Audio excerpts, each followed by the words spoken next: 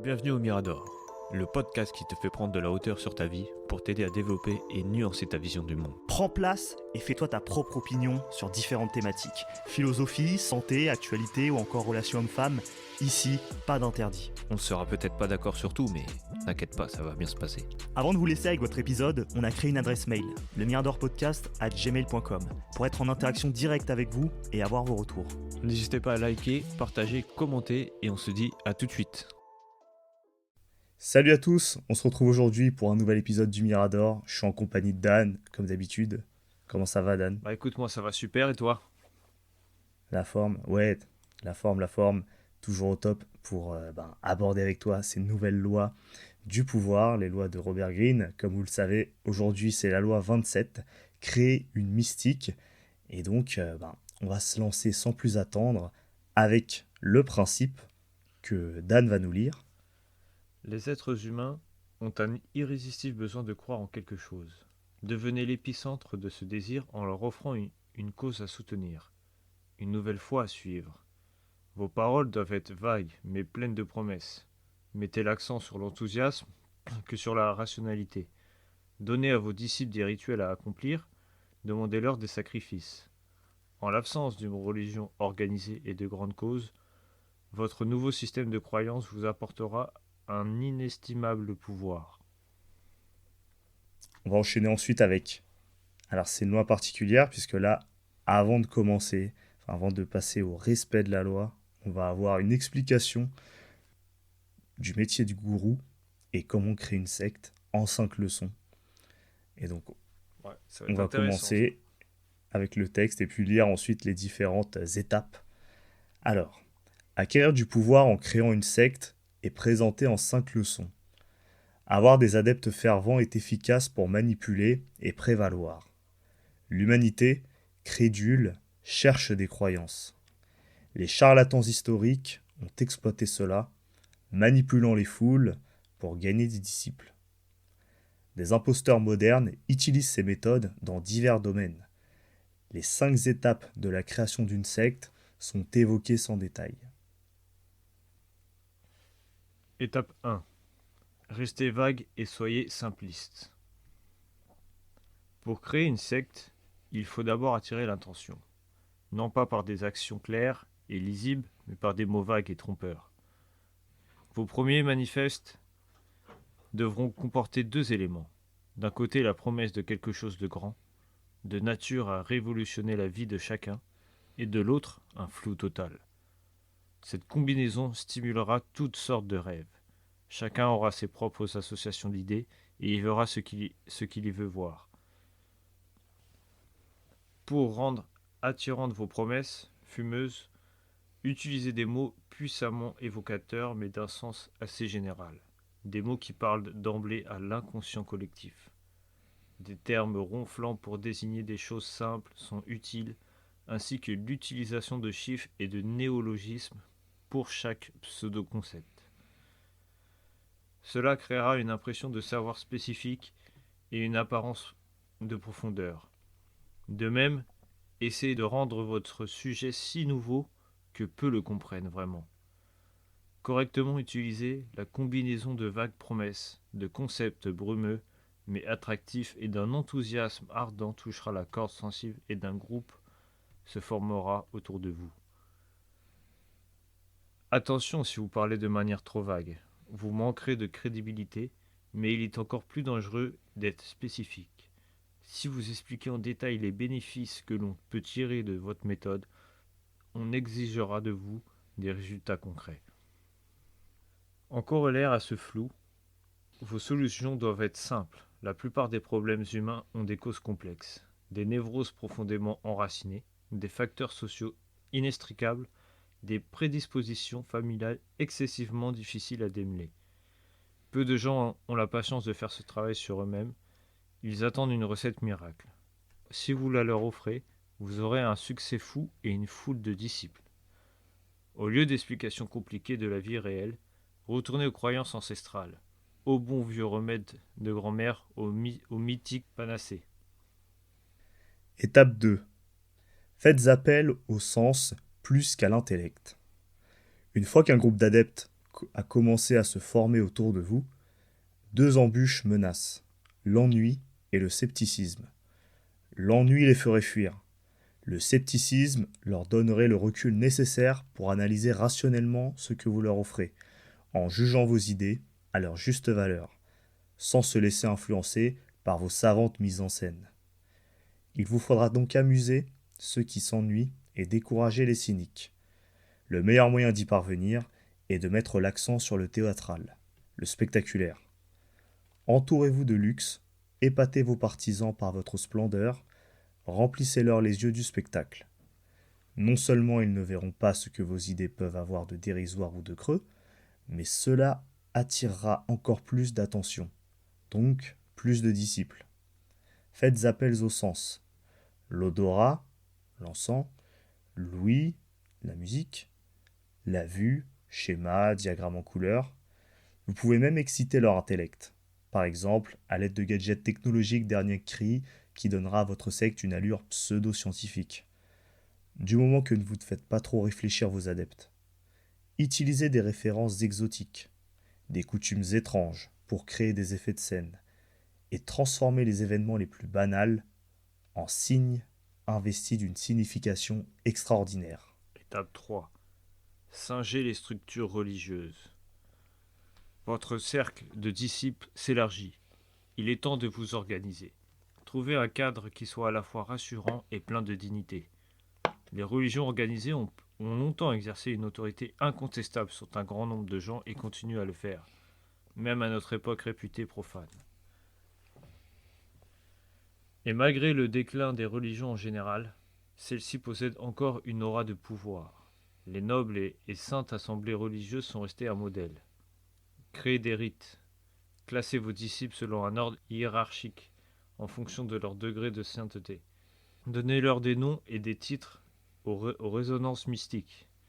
Exigez d'eux des offrandes qui rempliront vos coffres et accroîtront votre pouvoir.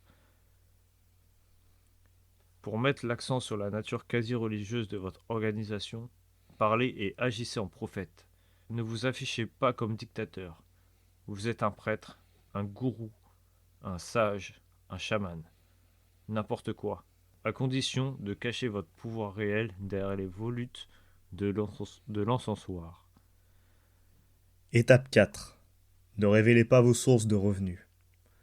Votre pouvoir a grandi et vous l'avez structuré un peu comme une église. Vos coffres commencent à se remplir avec les contributions de vos disciples. Pourtant, vous ne devez jamais paraître avide d'argent, ni de pouvoir. C'est le moment de cacher vos sources de revenus. Vos disciples veulent croire que, s'ils vous suivent, il en résultera pour eux toutes sortes de bénéfices. En vous entourant de luxe, vous donnez la preuve vivante de l'efficacité de ce que vous prônez. Ne révélez jamais que vous vous enrichissez sur le dos de vos adeptes. Imputez votre fortune grandissante à la véracité de vos principes.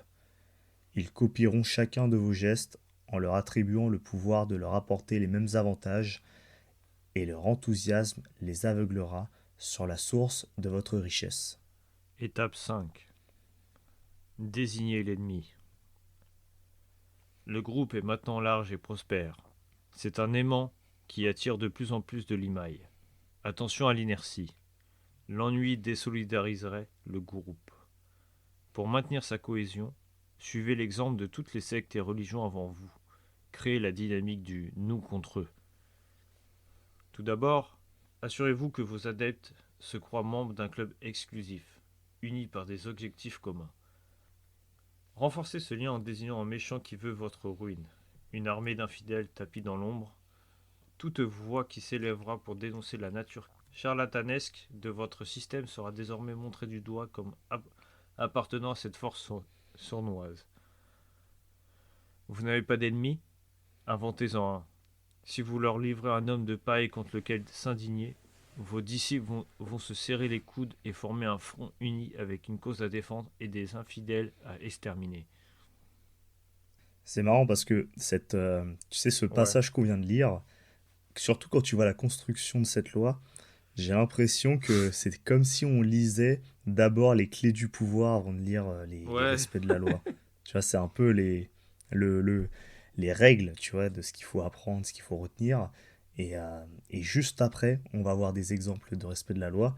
Mais c'est marrant parce que c'est comme si t'expliquais les règles à retenir dès maintenant. Et Ouais, qu'on puis va même peut-être... quand tu lis son euh, truc, t'as l'impression que. Enfin, quand tu lis tout ça, t'as l'impression que même il parle de toutes les religions qui ont déjà existé, tu vois, et qu'il est en train de te dire tout ça, vous êtes fait avoir en fait. ouais, toi, tu penses que c'est... Bah, Ouais, parce tu le qu'il vois comme ça en mode... bah, il parle c'est même des vraiment... religions qui sont toujours là présentes. Donc les religions présentes qui sont encore là, on les connaît, hein. Et faites-vous passer Ouais. pour des prophètes et tout. Et ouais, oui, oui. Mais moi, j'ai l'impression que c'est vraiment pour ta petite paroisse Ouais, personnelle. C'est pour ton petit... c'est un peu le guide du... c'est marrant parce que tu vois, je m'étais noté... ça me fait penser à ce que tu vois sur Internet, c'est-à-dire le culte du ouais. micro-influenceur. T'as même un influenceur qui s'appelle Tougan et qui prône un peu le MVG, le Minimum Viable Guru. Et c'est un peu tout ce business model construit autour de la micro-influence où tu pars d'une niche, tu vas devenir l'expert du produit et donc tu vas créer une chaîne YouTube où tu vas parler de ce sujet, de cette thématique. Et l'objectif, c'est vraiment de fédérer une commu qui, à la base, te suit parce que ils suivent ta niche, ta thématique, mais ils finissent par accrocher par la personne que t'es, et ils finissent ensuite par s'identifier, et à partir de là, tu peux leur refourguer un peu ce que tu veux, tu vois, tu peux leur refourguer des nouveaux produits, des placements de produits, pour d'autres Ouais, choses qui c'est- ça, c'est- ressemblent ça à la c'est vraiment le thématique de truc qui base. tourne partout, quoi. Le truc du placement de produits, des pubs, des produits. Bah, genre, tu sais, tu vas te faire un goodies de merde et les gens ils vont tellement t'aimer que ça y est, quoi. Ils, ils vont l'acheter. Ouais, c'est ça, mais en plus, avant, c'était vraiment des trucs kitsch, ça pouvait être vraiment, tu sais, tout ce qui est complément Ouais. alimentaire, et trucs comme ça et tout. Mais après, ça a fini par. Et parfois, typiquement, un influenceur fitness qui fait des placements de produits pour ça, ça me choque pas, tu vois. Mais le côté où n'importe quel youtubeur random va te faire un placement pour un VPN ou un truc comme Ah ça, ouais, tu te c'est dis, devenu la mais. Ou base. un jeu vidéo, tu te dis, mais qu'est-ce que j'en ai à faire en fait? Mais, mais en plus, c'est. Et les gens qui consomment ces trucs-là, c'est Ouais. vraiment parce qu'ils kiffent l'influenceur, tu vois. C'est vraiment. Ils Mais le s'en truc, foutent c'est en que soi. même. Même l'influenceur, il s'en fout J'ai du l'impression que produit. même les trucs qu'ils font avec les placements de produits, j'ai l'impression que maintenant c'est devenu une routine, tu vois. Genre, c'est ouais, bon, il fait sa pub, on s'en bat les couilles, on est habitué. Ouais, bah t'en as plein. D'ailleurs, il y en a souvent qui le disent, mais parfois, la régularité de leurs vidéos dépend directement des placements de produits qu'ils vont avoir. S'ils n'ont pas de placement de produits intéressant, Ouais, ils font bah, pas de de toute vidéos. façon, en plus, quand tu regardes, T'en as, c'est... c'est toujours les mêmes produits qui mettent en première ligne, hein. C'est souvent des trucs, tu sais, les coques de téléphone, là, les Rhino Shield, tout ça, là. Ça Ouais, ressort tout le temps. Moi, dans tout ce que tu as dit là, tu m'as fait penser à le podcast qu'on a fait sur Robert Cialdini. Ah, ça, ouais. si, franchement, si vous l'avez pas écouté, vous allez comprendre pourquoi je dis ça, parce qu'il en parle extrêmement mieux que ce qu'on a dit là. Ouais, là, c'est un peu une version un peu Ouais, synthétique, quoi. Et bon, on va voir, en fait, avec les respects de la loi, vous allez retrouver un peu des éléments dont on vient de parler. Et puis, bon, on débriefera peut-être après les différents respects, ouais. Bah alors on va enchaîner avec le premier respect de la loi, l'exemple numéro un, qui nous dit en 1654, Francesco Giuseppe Bori à ouais. Rome prétend avoir une vision de l'archange Michel, le désignant comme le Ouais. futur chef de l'armée. J'étais pas prêt. Non, non, Vas-y, je la non, refais parce que j'ai vu non, que non, tu mais m'as j'étais pas jugé. prêt. T'as fait un accent et il tue sa mère. Le Bori là. Ok. Non, mais je vais pas le faire parce que le désignant comme le futur chef de l'armée du pape et découvreur de la pierre philosophale. L'Inquisition le remarque et il fuit à Milan, où il gagne des adeptes en proposant de sonder leurs âmes. La secte hiérarchisée compte 6 niveaux, avec Bori exigeant un vœu de pauvreté. Condamné en 1661, Bori s'enfuit en Hollande, s'attirant attirant des adeptes avec des promesses de bonheur suprême et de guérison miraculeuse. Sa richesse provient de disciples riches, et malgré des poursuites pour hérésie, son pouvoir persiste. Finalement arrêté en Autriche, il passe ses dernières années au château Saint-Ange, soutenu par des croyants riches. Interprétation. Avant de faire des adeptes, il semble que Bory ait fait une découverte cruciale. Las de sa vie de débauche, il avait décidé de tout abandonner et de se consacrer à l'occultisme, pour lequel il avait un réel intérêt. Il remarqua que, lorsqu'il attribuait sa conversion à une expérience mystique plutôt qu'à la fatigue ou à l'ennui, il soulevait la curiosité de ses interlocuteurs. Réalisant le pouvoir qu'il pouvait ainsi obtenir, il alla plus loin et s'inventa des visions. Plus grandiose était la vision, plus nombreux les sacrifices qu'il demandait, plus son histoire paraissait crédible et plus il gagnait des disciples. Souvenez-vous, on se moque de l'authenticité d'un changement. On ne veut pas entendre qu'il provient d'un travail intérieur, ni de quelques banales péripéties telles que l'ennui, l'épuisement ou la dépression. Autrement dit, on meurt d'envie de croire en quelque chose de romantique. On veut entendre parler d'anges, d'expériences extracorporelles. Faites donc ce que l'on attend de vous. Invoquez une cause mystique à tout changement personnel. Peignez-le de couleurs éthérées et on vous idolâtrera. Adaptez-vous aux besoins de votre auditoire. Le Messie doit refléter les désirs de ses disciples. Et voyez toujours plus grand. Plus l'illusion est grandiose et délirante, plus elle attirera de monde. Respect de la loi, exemple 2. Au XVIIIe siècle, le médecin suisse Michel Choupache était célèbre en Europe pour ses pratiques médicales uniques basées sur les pouvoirs de guérison de la nature. Les patients affluant à Langnau, Im et Mental, où Choupache, surnommé le médecin des montagnes, a une officine. Il diagnostique les maladies en examinant l'urine et lit la description des symptômes avant de prescrire des remèdes au nom plaisant. Les traitements incluent des électrochocs et Choupache pratique des méthodes divertissantes pour conditionner ses patients. Sa réputation attire même des personnalités comme Goethe. Choupache était le fondateur d'un culte de la nature, offrant un cadre agréable pour distraire et guérir l'hypocondrie. Interprétation. Choupache avait commencé sa carrière comme médecin de campagne. Il utilisait dans sa pratique certains remèdes de bonne femme avec lesquels il avait grandi. Et il avait constaté certains résultats. Bientôt, les tisanes, potions et traitements naturels devinrent sa spécialité. En fait, la notion de médecine naturelle avait sur ses patients un effet psychologique profond. Là où les douloureux traitements de l'époque inspiraient la crainte, ceux de Choupache étaient apaisants et agréables. L'amélioration qui en résultait dans l'humeur du patient était un élément essentiel de la cure. Ces patients croyaient si profondément en son talent qu'ils se convainquaient eux-mêmes de guérir. Au lieu de se moquer de leurs symptômes abracadabrants, Choupache utilisait leur hypocondrie pour les faire croire à l'efficacité spectaculaire de ces remèdes. L'exemple du docteur Choupache fournit une excellente illustration de l'art de faire des adeptes. Tout d'abord, il faut trouver un moyen de solliciter la volonté des gens, de leur faire croire si fort à vos pouvoirs qu'ils s'auto-suggestionnent sur leurs effets.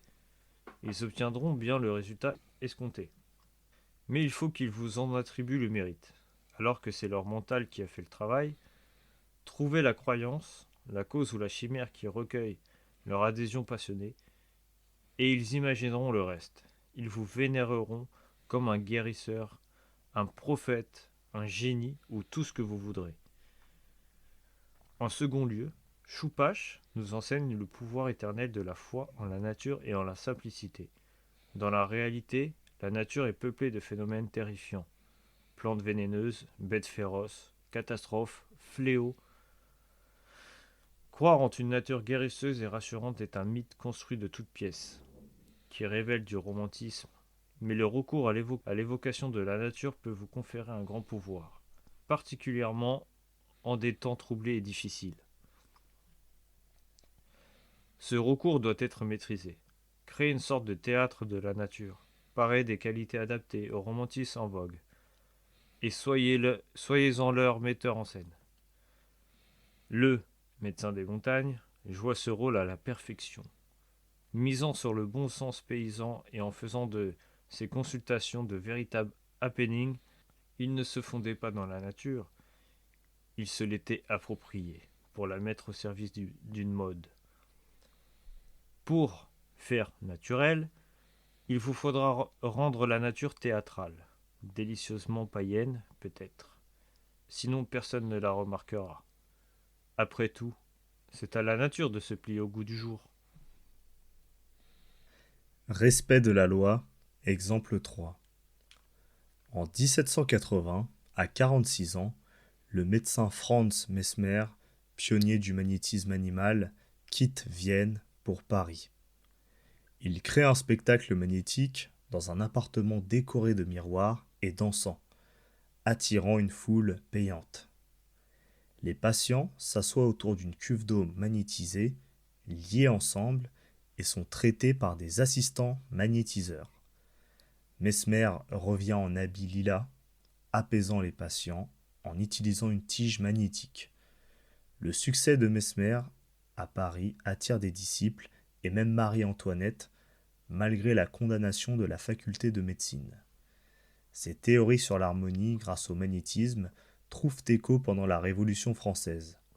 Les sociétés d'harmonie universelle de Mesmer se répandent, mais une commission française conclut que les effets sont dus à l'hystérie collective.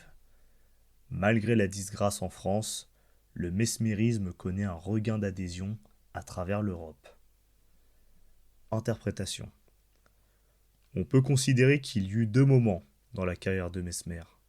Quand il était encore à Vienne, il est évident qu'il croyait en la véracité de sa théorie et qu'il fit tout ce qu'il pouvait pour la prouver.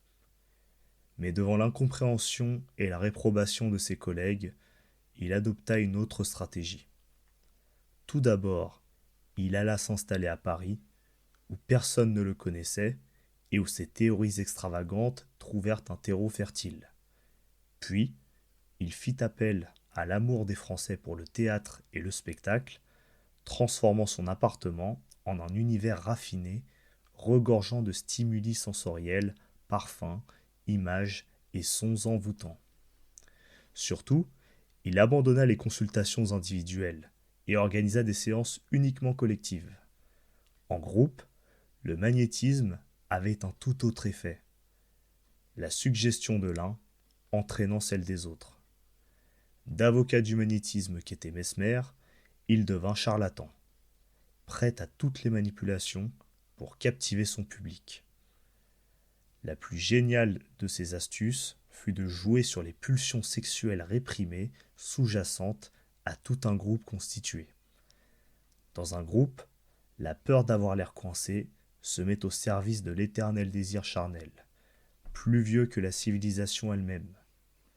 Ce désir peut être sublimé au bénéfice d'une cause plus noble, mais le charlatan sait exploiter cette sexualité réprimée pour arriver à ses propres fins. C'est la leçon que nous enseigne Mesmer. Le sens critique, le recul qui permet de raison garder, volent en éclats sous la pression du groupe.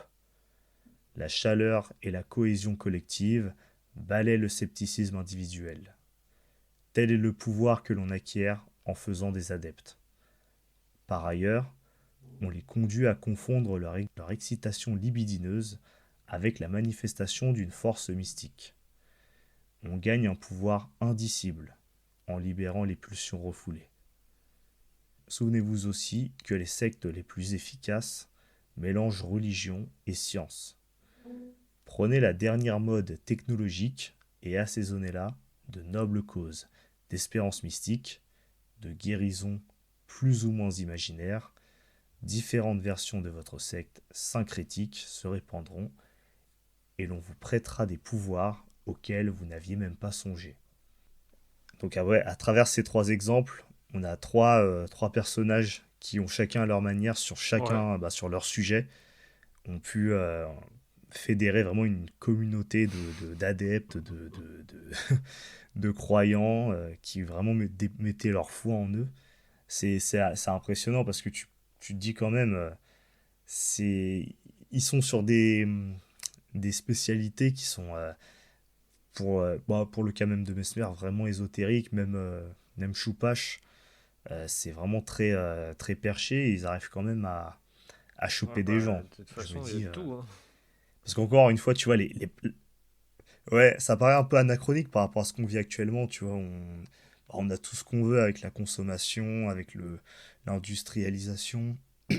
Ouais. Tu sais, on peut faire livrer ce qu'on veut, on n'a plus de besoin, tu sais, entre guillemets, enfin je dis ça, mais en même temps, le magnétisme, ça existe encore, et tu sais, il y a beaucoup de choses, beaucoup de pratiques euh, pseudo-scientifiques, pseudo-médicales, qui ont pignon sur rue parfois, et on ne sait pas vraiment ce qu'ils font, et t'en as plein qui disent, ouais, moi je jure que par ça c'est vraiment trop efficace, ça c'est trop... Bon, je vais pas créer de conflit, tu vois, mais rien que quand je vois sur X, des fois je traîne et tout sur des contenus, des threads et tout, et je vois à quel point tu sais, par exemple, les ostéos, pour moi, c'est un truc qui déchaîne les passions, tu vois, parce que les ostéos, euh, c'est pas remboursé par la Sécu parce que c'est pas considéré comme une pratique qui a fait ses preuves sur le plan scientifique, mais pourtant, ça a l'air quand même de marcher. Enfin, en tout cas, t'as des gens qui sont là en mode ouais, les ostéos c'est tellement bien et tout. Avant, j'allais voir les kinés, mais c'était de la merde. Et maintenant que je vais chez les ostéos, c'est trop bien et tout. Et je me dis, mais quelle est la part de vérité, d'effets d'effets réels et pas d'effets placebo tu sais, c'est compliqué, hein. Je me dis, comment. J'ai dit, Ouais, je mais sais après, de pas. toute façon, Enfin, j'ai l'impression que ça a toujours été comme ça, en fait. Ça se trouve, si tu arrives vraiment à te convaincre de quelque chose, au final, ça se passe. Tu sais, c'est comme quand tu crois à quelque chose, au final, ouais. hein. Ouais, en C'est vrai, c'est. quand tu regardes la plupart des gens, pourquoi ils arrivent à faire des sectes. Parce qu'ils parlent tellement bien, ils ont tellement une bonne façon de Ouais. parler. Et toi, tu crois tellement à ce qu'il dit, parce que il a l'air tellement sûr de lui que tu peux pas t'empêcher de te dire ouais non, je pense qu'il a raison. Et tu sais, tu commences à y croire alors qu'au final, il dit que de la merde. Et tu te retrouves endoctriné Ouais. dans une secte Ah où ouais. t'as rien demandé, tu fais que de la merde, comprends rien à ce qui se passe. Et mais il y avait. Ah, je sais plus c'est où, mais. Alors c'est peut-être après, mais il y avait une phrase qui disait. Bah, en fait, les trois quarts des gens qui tombent là-dedans. C'est un peu cynique pour le coup, mais ça disait que bah, ils seraient tombés tôt ou tard, ils auraient. En fait, il y a juste une personne qui s'est incarnée pour donner un écho à la croyance, à la foi qu'ils avaient en eux et qu'ils avaient besoin de mettre quelque part. Et il se trouve que c'est tombé sur ce gars, et ce gars qui est devenu le gourou, il a dit ok, bon bah je prends le rôle. Et du coup, il s'est mis à incarner ça. Et je me dis, mais ça, Mais je ça vient pense de que quelque c'est chose de ça, hein. très profond en nous, qui est que Mais, on a un besoin profond de franchement, croire, je hein. pense que Tu t'as vois, c'est raison. Je pense vraiment. que on a besoin d'avoir de la foi en quelque chose, mais je pense qu'il faut trouver la bonne. Parce qu'il y en a qui sont perdus, ils vont commencer à écouter un Ouais, truc et ça se trouve c'est pas le bon, tu vois. Et c'est une personne qui va juste se jouer de vous parce qu'il est méchant. C'est une personne qui est méchante, mais qui veut juste, je sais pas, gratter ton argent, prendre, je sais pas. Tu sais, il y a même des sectes où ça va loin, hein. Il y en a, ils disent ouais, il faut que je couche avec ta femme. Et le mec qui lui donne, tu vois, genre ouais non, il a raison, il faut le faire. ah ouais, c'est un truc de fou. Mais ouais, il y a des reportages sur ça et tout, des trucs où ça finit en Mais c'est là que tu te esclavagisme dis, ils disent sexuel pas, et tiens, tout. Ça n'a aucun il n'y a sens en pas de fait. problème. C'est comme si Dieu il disait ouais, bah vas-y, faut faire ça, tu vois. Non, c'est pas comme ça que ça marche. Hmm. Ouais, mais en même temps, tu sais, il y a tout un mysticisme, ils font passer ça pour des miracles, pour des trucs et tout, et après, ça Ouais, c'est en mode te, ouais, ça si attire je les baisse ta gens femme, et elle sera quand guérie demain. Tu vois le truc de ouf. ouais, c'est ça, limite. C'est ça. Et, ouais, et à partir du moment où la personne se met à croire, c'est bon, c'est parti. Tu peux lui faire ce que Ta tu femme veux, hein. n'est pas fertile, Et attends, je vais la c'est, fertiliser. moi, ça me. Et voilà, elle est tombée enceinte maintenant. C'est un miracle. Je sais pas de qui, hein, mais. Non mais ouais, c'est incroyable. Mais je pense qu'il faut vraiment qu'il Je pense qu'il faut vraiment que l'humain ait foi en quelque chose, mais il faut vraiment qu'il trouve lui ce qu'il ressent vraiment. Faut pas qu'il se laisse endoctriner par des trucs. Faut vraiment qu'il fasse bien ses recherches avant. Ouais. Moi, je pense même qu'il devrait devenir Ouais. son propre gourou même. Il C'est ça devrait ce qui manque en croire en fait. lui, même 6 minutes, Mais je pense que c'est ça le problème aussi s'auto-brain, avec tu la vois, société qu'on a s'auto-raconter des aujourd'hui, histoires pour se... c'est qu'ils font tout pour que tu aies plus confiance en toi. Donc ça fait que... Parce Ouais. que tu vois que des gens qui sont des bêtes de vie, qui sont des... Enfin, tu sais, qui gagnent bien, qui sont des beaux gosses, qui vont à la salle, ou même des meufs archi bonnes, tu sais pas d'où elles sortent celle-là. Et comment tu veux que le mec qui voit ça, il ait confiance en lui? Comment tu veux qu'un mec qui se trouve beau, en fait? Il y a- Quel mec Hmm. qui Ouais, va bah, venir te voir qui ouais, va dire, t'as ouais, moi je raison. suis trop beau? Il y en a plus beaucoup aujourd'hui qui viennent te Ouais. voir qui disent, ouais, moi je suis un beau gosse. Ouais, ouais, c'est clair. Tout le monde voit sur Instagram tout le temps des gens qui sont top 10 et tout, toute la journée et tout. Donc ils se disent après, T'as quand ils vu? se voient, ah, je suis pas ouf en fait. Ouais, ouais, c'est un miroir à imperfection, hein. C'est tout pour te faire Et les gens ils se ouais, posent pas la question, tiens, culpabiliser et c'est tout. bizarre, je vois que des putains de mecs ou des putains de meufs, mais que sur les réseaux. Dans la vie, ils sont pas là. Hmm. C'est bizarre. Ouais, Si tu veux voir les des gens meufs lambda hein, lambda, dans tu la vas vie sur hein, French autour de Dream. toi. Ouais, pour le coup, c'est pas C'est du du bas de lambda pour gamme. moi. Là, c'est un autre level là. Euh, ouais, c'est enfin, je vais pas me Mais ça en prononcer dit long sur là-dessus, ce que tu mais c'est penses. pas les gens que je vois tous les jours. Ouais, ils sont pas comme ça. Ah bah c'est toi Ouah, c'est qui bon. qui a lancé ça. T'as l'air Bon, vas-y, on va aller sur fasciné l'image parce par que sinon je vais aller encore trop loin, moi. le French Dream. Donc, Ça je la marche. lise ou tu lis? Ok. Vas-y, tu peux la lire. L'aimant. Il est une force d'attraction invisible, et les objets qu'il a attirés deviennent à leur tour magnétiques, attirant à leur tour d'autres éléments à eux. Ainsi, le pouvoir magnétique de l'ensemble augmente irrésistiblement. Mais si vous retirez l'aimant, tout s'écroule. Devenez l'aimant. Devenez l'aimant. La force invisible qui polarise l'imagination des gens et les tient ensemble. Une fois qu'ils adhèrent à vous, aucune force ne pourra les en arracher. Ça, c'est très bien dit quand même. L'image, l'image elle est très très forte. Ouais. Ouais, le Bah côté ouais, c'est invisible, parce magnétique. que ouais, un aimant, Viens les c'est vraiment coller et ils ça. se décollent plus. Ouais. Collez-vous au Ouais. gourou. Ouais, non, c'est Ah ça. bah oui, c'est Et sans fini. l'élément, il n'y a plus rien qui tient. Autorité. Le charlatan acquiert un grand pouvoir en offrant simplement la possibilité aux hommes de croire ce qu'ils voulaient croire de toute façon. Les crédules ne peuvent pas garder leur distance. Ils s'agglomèrent autour du thaumaturge, entrent dans son aura et s'abandonnent à l'illusion avec une lourde solennité, comme du bétail. Gret de Francesco. Ouais, c'est ça. C'est cette phrase-là que je pensais Ah, tout tu à l'heure. pensais au Ouais. Le bétail, ah, t'es côté, comme ça. tu vois, il voulait y croire de toute façon. Ah, t'as retenu que ça, ouais, t'es un Non. salaud. Non, je pensais. Non, je pensais à Vas-y, dis-nous, hein, la phrase là, qui oui. disait tu me prêtes des intentions qui sont pas les miennes là. Je sais pas de quoi Ah, tu c'est bon, parles. il est tard, on est fatigué. Ouais, c'est vrai on fait ce podcast plus tard que d'habitude. On va enchaîner histoire d'aller Mais au attends, bout. tu nous as pas dit la Et phrase que t'as retenue. avant que tu nous. Non, mais tu m'as fait perdre le fil. Tu C'est m'as la tué. première phrase, celle que t'as dit. Tu me dis, tu m'as fait perdre le fil. Pourquoi? Mais, mais je viens de le lire quand même. Bah, c'est toi qui viens de le dire. Ouais. Mais j'allais rebondir dessus et tu vas faire partir sur autre chose. Ah là là. C'était le charlatan qui a un grand pouvoir en offrant simplement la possibilité aux hommes de croire ce qu'ils Ah, donc voulaient en gros, croire de tu toute peux lui façon. faire croire n'importe quoi.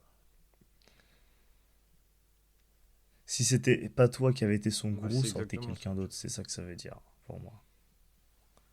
Tu vois. Donc autant l'être, Pourquoi quelque pas, part. pourquoi pas. Alors, Ouais. On va conclure avec le a contrario. Une bonne raison de faire des adeptes est qu'un groupe est souvent plus facile à manipuler qu'un individu et vous confère beaucoup plus de pouvoir. Il y a pourtant un danger. Si le groupe voit clair dans votre jeu, vous vous retrouvez face non pas à un naïf trompé, mais à une foule en colère qu'il vous brûlera avec autant de fougue qu'elle vous a adoré. Les charlatans frôlaient constamment ce danger. Ils se tenaient en permanence prêts à la fuite, au cas où leurs élixirs se révéleraient inefficaces et leurs idées des impostures. S'ils tardaient, ils le payaient de leur vie. En jouant avec la foule, vous jouez avec le feu. Et il vous faudra rester sur le qui-vive, sentir la moindre étincelle de doute, démasquer tout ennemi capable de retourner vos zélateurs contre vous. Quand on joue avec l'affectif irrationnel de la masse, on doit savoir s'adapter, en un clin d'œil, à toutes ses humeurs et à tous ses désirs. Il faut avoir des espions, rester au-dessus de la mêlée et garder ses valises prêtes. Pour cette raison, il est souvent prudent de ne traiter qu'avec des personnes prises individuellement. Le fait de les isoler de leur milieu habituel peut avoir le même effet que de les mettre en groupe. Cela les rend plus réceptives à la suggestion et à l'intimidation. Choisissez bien le crédule à tromper. S'il finit par voir clair dans votre jeu, il vous sera beaucoup plus facile de lui échapper que d'échapper à une foule. Voilà. Donc ouais, c'est un contrario qui vient un peu remettre en On va perspective faire attention quand même. ouais, cette loi. Parce que ouais. Il y a un peu un côté micromanagement en fait dans la gestion des adeptes. Parce que si, ouais, il vaut mieux les désamorcer un par un s'il commence à y avoir des gens qui doutent. Parce que si tu laisses l'adepte qui doute se rallier à la foule et ouvrir Ouais. les yeux de la foule, là ça peut être dangereux pour ta gueule. Et on le voit d'ailleurs souvent avec des influenceurs qui qui se prennent une sauce, qui ont un bad buzz et tout le monde se retourne contre eux d'un coup et en mode ah t'étais un imposteur, t'étais un escroc, Ouais, nanana et bah tout oui. et bon ça c'est la base en fait. Ils finissent tous tôt ou tard par faire des trucs bizarres et par se faire cramer. Après t'as tout internet qui veut attraper leur veste et tout et Ah, ça de toute tombe par façon, le il col y a comme tout on qui dit. finit Et par ouais, savoir. Hein. c'est un peu On peut pas échapper. ouais faut être doué mine de rien. C'est ça que je retiens quand même. Bah C'est pas non, je donné à pense tout le que monde. c'est vraiment, je dirais pas un don, tu vois, mais genre c'est vraiment quelque chose que t'as en toi, quoi. Mais certains s'en servent pour, on va dire, faire du bien et les autres pour faire du mal. Ouais. En tout cas, Ouais. je Ah, pense que c'est une franchement, elle très était bonne grave loi hein, intéressante. pour s'en protéger ou même pour l'utiliser. C'est vraiment une loi qui te Mm. permet de comprendre la mentalité humaine, le fait que les gens ont besoin euh, d'irrationnel parfois, ont besoin de déconnecter et d'avoir de la magie. On en a tous besoin quelque part et ça peut dans certains cas nous rendre fragiles et nous rendre potentiellement victimes d'abus et ben là on a eu des exemples concrets et ben, Ouais. c'est vieux comme le monde quelque part. Il y a les influenceurs aujourd'hui, mais ce sont quelque part les héritiers des Mesmer, des Choupache, des Boris qu'on a vus précédemment quoi. Ils le savent même pas eux-mêmes de toute façon, mais Ouais, bah depuis là, la nuit des c'est. temps Là, on fait c'est ce vraiment, métier c'est là quoi. pas genre du bouche à oreille, genre c'est que une personne après une autre, là c'est quasiment tout le monde le fait. Ouais, c'est vraiment, Ouais, c'est devenu accessible c'est à tout le monde random. ouais. Ah ouais. Bah, tout le monde peut avoir un produit à vendre, tout le monde peut avoir. T'as accès à l'IA, t'as accès à des trucs gratuits pour vendre, pour faire pour faire Bah ton ouais. site, pour te faire connaître, pour faire des tunnels de vente. C'est accessible à tout le monde, Bah donc ouais. Donc autant devenir n'hésitez un pas, hein, gourou. Tout le si, monde si peut Rhino l'être. Shield, T'as vous YouTube. passez par là. Non, je rigole. C'est le mec déjà. Le Ouais, mec qui fait sa boutique là. Le Ah, Mirador le Gourou. boutiquier. Ah, ah là là. Eh ben, dis donc. Même pas 1000 abonnés, tu veux déjà faire une boutique là. Franchement, Ah, faut bien déconner. franchement, je savais pas comme ça. Ah, bah maintenant tu le sais. Ouais. Mais ouais, c'est- Les gens ils vont prendre ça au Ouais. sérieux après. Non, mais en soi. De toute façon, tout le monde. Tout le monde tout le monde y a accès, hein. Tout le monde. T'as vu, tout le monde a un téléphone, tout le monde a une caméra. Téléphone, Ouais, c'est vrai. ça fait une qualité de malade. Tout le monde peut devenir youtubeur, tout le monde peut influencer. C'est accessible à tout le Mais monde. j'avoue. Pourquoi s'en priver en soi? Il n'en tient qu'à toi de Ouais, faire bah, c'est ça. le bien ou le mal, hein. C'est toi qui Bon, en tout cas, décides. Mais voilà. je pense que Ouais. c'est une belle phrase de fin. Donc, en tout cas, j'espère que Ouais. vous avez aimé. Si c'est le cas, likez le podcast sur la plateforme sur laquelle vous écoutez. Ou sinon, bah, abonnez-vous et lâchez un like sur YouTube. Si vous écoutez ça sur YouTube. Et on vous dit à jeudi prochain pour un nouvel épisode. Ciao. Ouais. Salut à tous.